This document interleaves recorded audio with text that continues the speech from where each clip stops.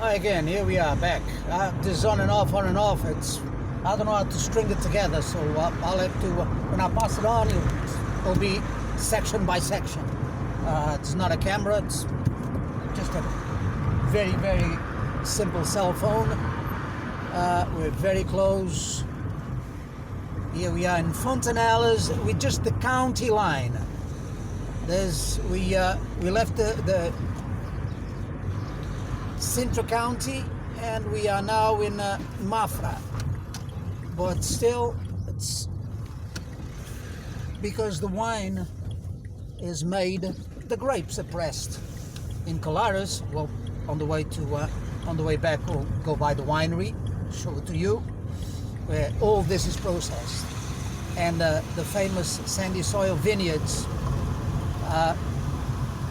Rumor has it, and people, there's conjecture, why dig? And when we get there, I'll explain. The roots are buried some for imperial 10, 12, 13, 15 feet below ground, deep down, 3-4 meters, in some cases in the metric system. Here's my friend, the dog, always greets me, and here we are. They are totally in bloom with the apples, a very, very fine and very tasty and very unique. There they are, crawling around, and these,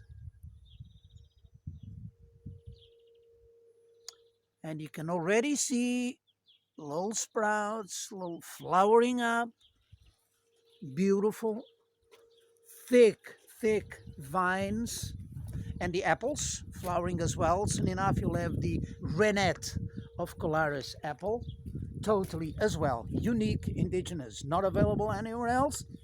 A very peculiar taste. You must remember, you look down, now the ocean will be somewhere about 300 meters, 250, 300 meters down the road. Now, this was a beach, a section of it, because there was allegedly barter trading back then. The people inland, the rich people, and the feudal lords would want the fish, so they exchange fish for wine and other victuals, but mostly wine. And but these people, the fishermen, felt they were being given a raw deal because the wine was not of poor quality, and in Portugal they would know, being Portuguese, and also they decided to take a little section, remove the shacks and take a little section and see if, but we all know vines won't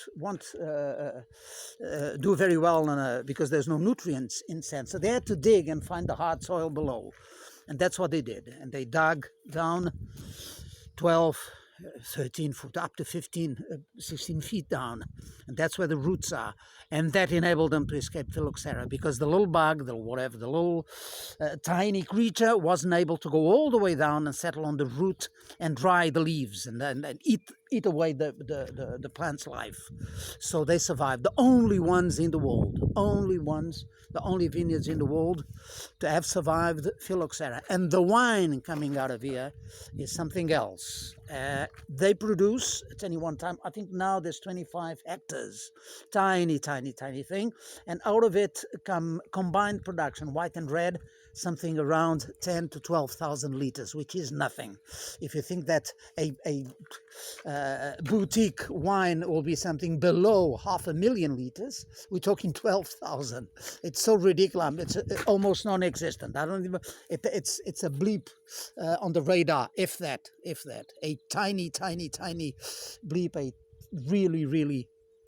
The production is almost next to nothing, and they still do 40% of its exports, mostly to the US. But here you are, you look at it, and a couple of apples already growing out there. I can see the little red there, the Renette from Colares, and these are the sandy soil, unique. Not trellis top like you used to seeing. So when people say, I'll take to the vineyards. Oh, I've seen vineyards before. Oh, no, you have not. Oh, I have. Oh, no, you have not. Here they are. You have not. Colares Vineyards. Okay, enough is enough. We'll now move to the winery, and I'll switch on a bit later.